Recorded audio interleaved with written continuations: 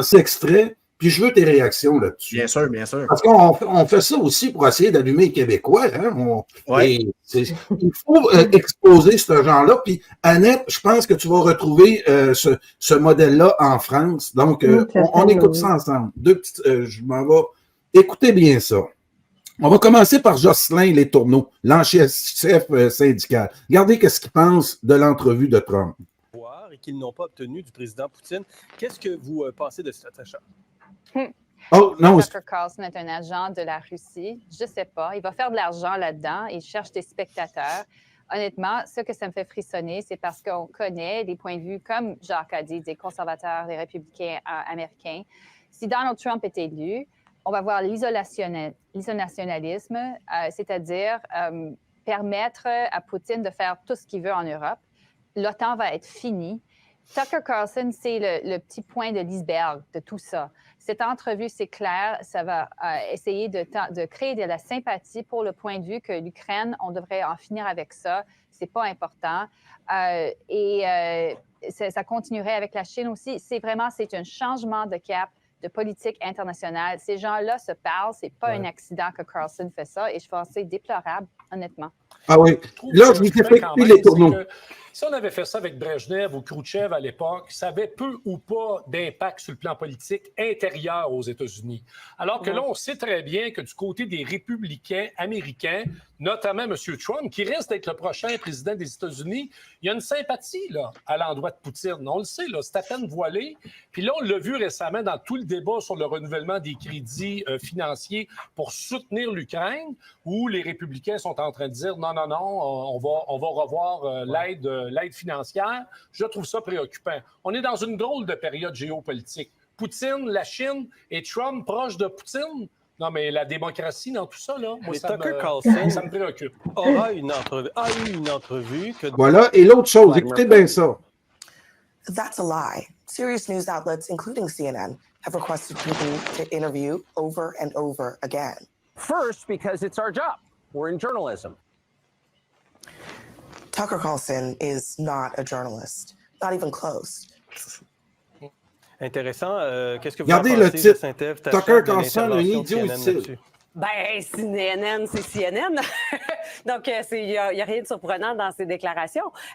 Mais on essaie de s'attaquer au spectacle. Oui, il y a... Regardez les tourneaux, comment ils mangent sa gomme. Ils le regardent. Il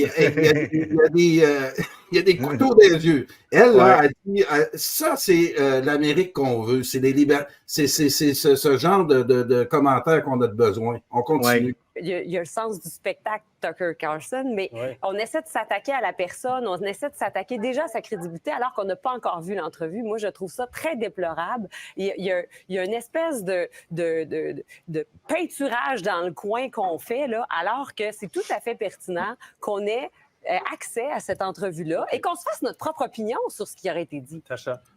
Tucker Carlson dit des mensonges et des sottises sur plein de choses depuis avant qu'il ait quitté Fox News. Je suis d'accord. Écoutez, faire une entrevue journalistique... Ça c'est un plaisir. Là. Kerrigan, là, elle est l'image type du gaga du Canada anglais là, qui fait partie de l'axe, moi j'appelle ça l'axe Montréal-Toronto, où c'est essentiellement une population remplacée et ils se racontent des histoires entre eux autres puis ils se croient. C'est elle, là, Kerrigan, pour moi, là, c'est tout un cadeau qu'elle nous fait dans cette entrevue-là. On finit l'entrevue, puis je vous laisse réagir après. Barbara Walters, qui a interviewé, des chefs d'État qui s'opposaient aux États-Unis. Et c'était pas là pour faire un puff piece puis de la propagande.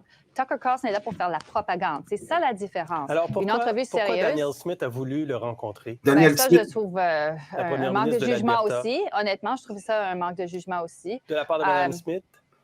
Oui, parce que, en tout cas, comme j'ai dit, c'est utilisé par les républicains aux États-Unis pour leurs propres fins. Et Tucker Carlson, c'est un de leurs armes là-dedans. Mais en tout cas, ce qui se passe avec M. Poutine a beaucoup plus Ouais. d'impact que ce que Mme Smith a fait. Mais on je vit suis dans d'accord. une ère où les lignes éditoriales sont de plus en plus claires. On vit dans une ère où le journalisme complaisant existe. On vit dans une ère où il y a des lignes éditoriales, il y a des choix éditoriaux qui sont faits. Et là, pourquoi, quand c'est certaines personnes, là, on condamne ça, alors que quand c'est d'autres points de vue, ben là, c'est acceptable?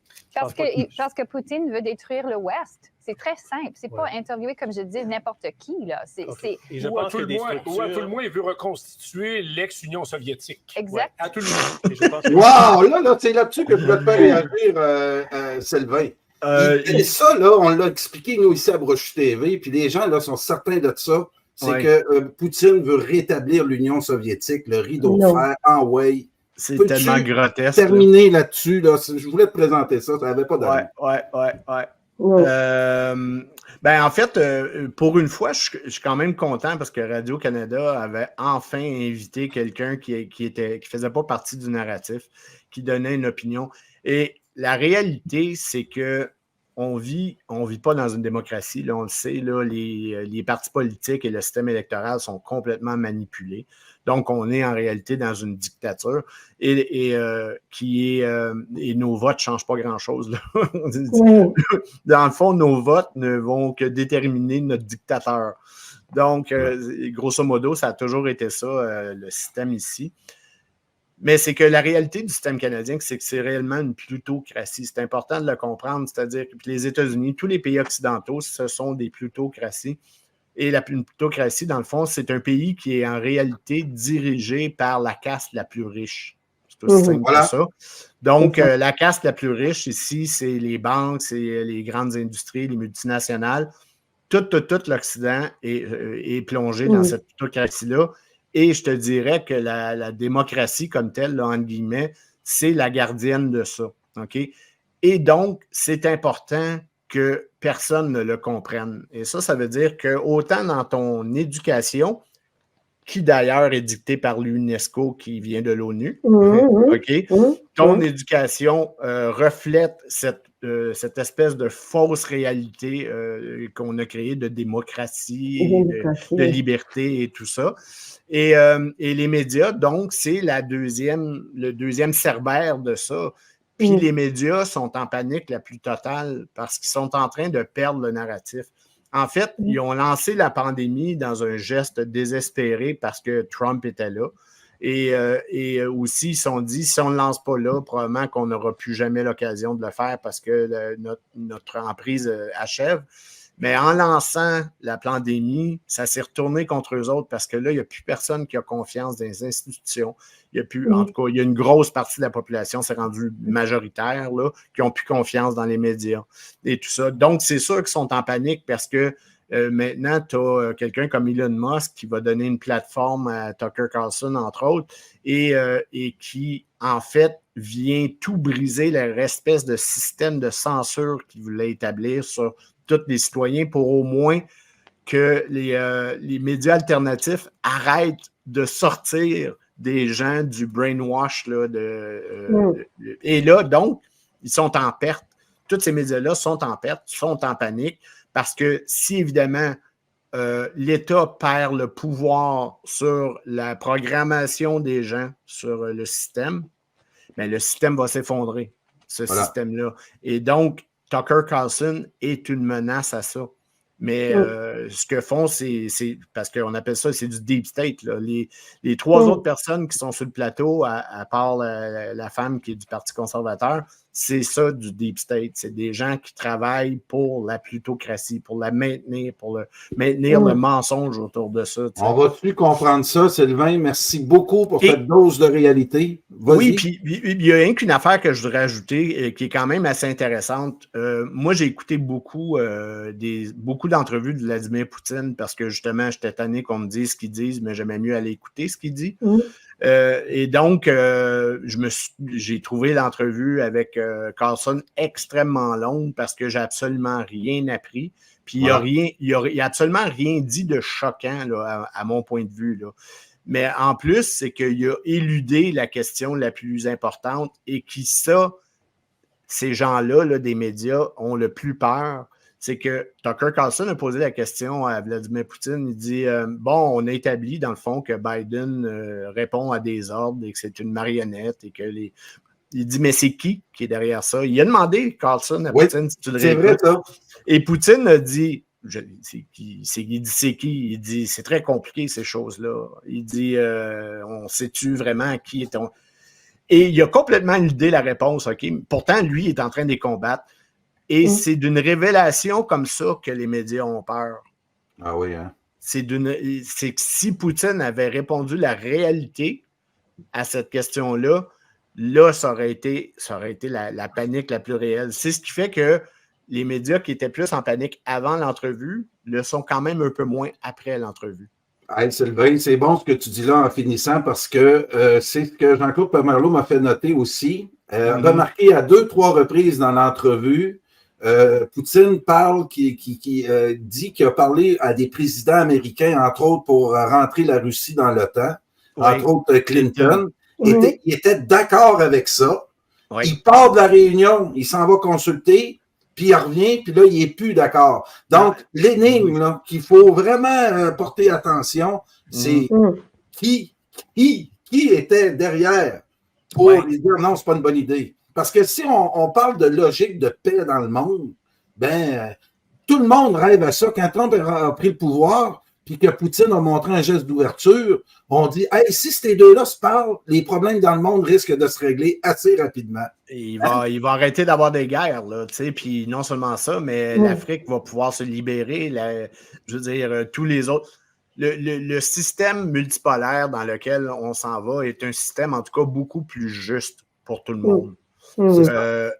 Puis c'est un système qui est beaucoup plus paisible.